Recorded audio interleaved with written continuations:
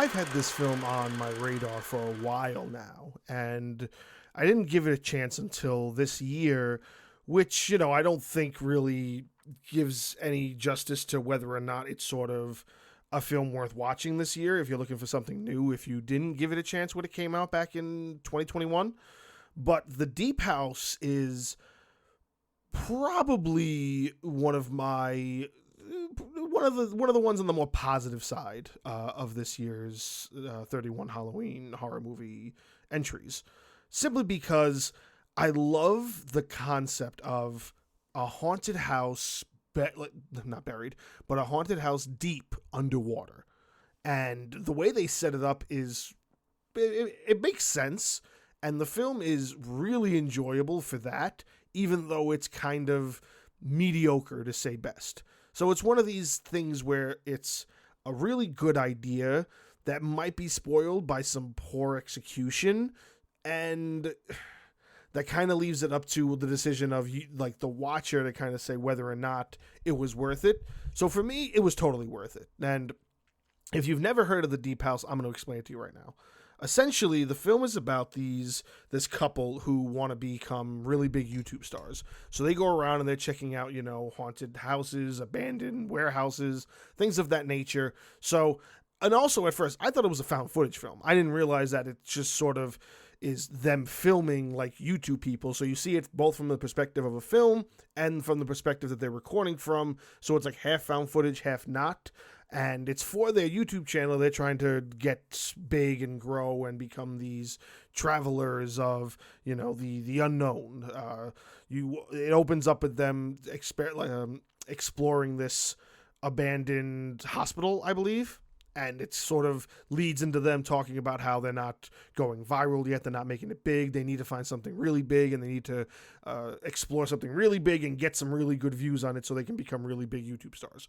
Which sort of is a big play on like reality for a lot of people. There's tons of people out there, myself included, who are looking to kind of make it big out there as a content creator in some capacity, whether it be through podcasts just like this is, or YouTube, or on TikTok, or things of that nature. So it speaks to sort of a reality sense where this is what's going to drive somebody to do something that might not necessarily be a good idea, but could also work out if you're willing to take the chance. So when they set that up, you get led into the idea of how they are introduced to the house. So that's problem number two. Problem number two is just it kind of is nonchalantly introduced to them. Is here this guy that they meet in a park, and he's like, yeah, I've got a house that I think you'd like to explore. I'll show you.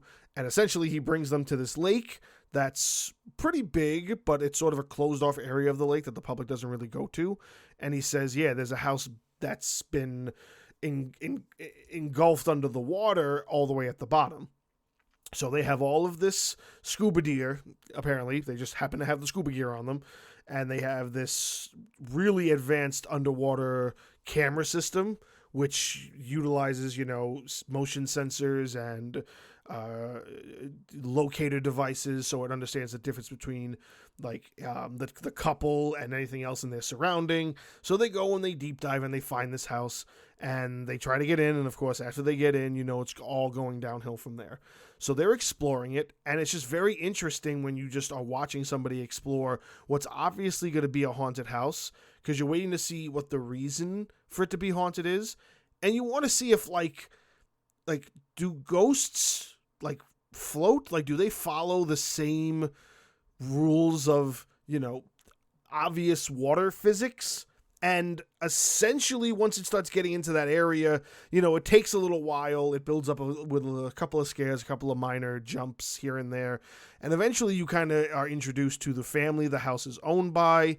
And the couple gets trapped. And of course, they're trying to swim for their lives, not run for your lives, but they're trying to swim for their lives. And it's weird because, yeah, I guess ghosts have to follow the laws of ocean physics as well. Like, they have to be subjected to the bottom of this lake where they're spirits, but their hair still floats and they aren't like walking around. Like there was a couple of times where I caught where you could have had some really good ghost or possession activities happening. Like they enter a dining room and all the chairs are floating, which by the way, there's a lot that isn't floating, which is also very odd. Like they go into a kitchen and there's a lot of things that are still like on the tables and on the shelves, and you're sitting there like, this has been underwater for how long? Like the guy said that it was like underwater for like 40 years, and there are things that are like still on the shelves, and only like 20% of the stuff you're visually seeing floating. It makes sense that it's floating, and anything else that's not floating, it's not processing why it's not floating. Like how are chairs floating but like jars of pickles aren't? Like it's weird to see it, and to see it kind of presented in that way. Like they go into a little kid's room and there's a joke where he gets on a horse, like a little kid's like riding horse, where he like, it's a little joke that he does for his girlfriend, and it leads into a jump scare. But the horse isn't floating. The horse is stationary on the ground, and it stays stationary even after he gets off.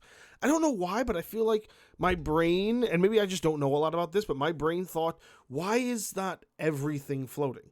I feel like everything in this house should be floating. If it's not floating, it should have at least floated at some point and sank to the bottom, because the water would have moved it around. And that's almost an eerie concept as well. It's like, is it not floating because that's just, they didn't have the money to make everything look like it was floating, or to care that everything was floating? Or is it the sense that this house is so sort of haunted, the spiritual possession of this house has sort of left it in a state where these things are stuck there. Like it's half within a world where it's not floating and half in a world where it is floating. You know, because there are also, once you get introduced to the spirits and the demons in the house, it eventually leads to seeing sometimes they're walking and sometimes they're standing still, like on the ground, and then they're also floating at the same time. It's very odd how it sometimes does things and sometimes doesn't. Like I said, there was a point where I really thought that would have been a really good opportunity for a good scare where you will first enter the dining room the first time you see it and the chairs are floating. And now if they ever went back in there, you could see that the chairs are back in line, straight. It's as if the dining room is set up for guests. Like that to me would have been a real interesting play on what to do when you're underwater. I feel like if this had a bigger budget, maybe done by a different company, even though it's done by it's one of the XYZ films, which was eventually distributed by Blumhouse. Like you got a lot of, you know, heavy hitters there that could have put the money into it to kind of do a little bit more. And maybe if, I'm not going to say to reboot it, but maybe a sequel. I'm usually not an advocate for sequels unless it makes sense. And the way the film ends doesn't really necessarily make sense that to make a sequel for that portion of the story. But I think if you did like another group that goes into the house, because this might get some kind of a good reception enough. And the story, even though this story wasn't good, it's good enough where like it could be a sequel that you could put more money into it and do more with those effects. Like, doesn't that sound amazing? A haunted house underwater. Like, why hasn't anybody thought about that before? I mean, maybe that's just me. This is the first time I've ever seen a movie like this. And if there's another one out there, like find me on some kind of social media or anything and tell me, hey, watch this film. It's also a film that's about a haunted house underwater. I'll totally watch it. This is the first time I've ever seen this, and I was a little let down because I feel like there's so much potential there that was missed, and I don't necessarily understand why. But maybe they just didn't have enough faith in it. I think it's worth it, and it's got middle to high reviews. Nothing's really low for this film, so it's definitely up there as far as what you would expect out of this film.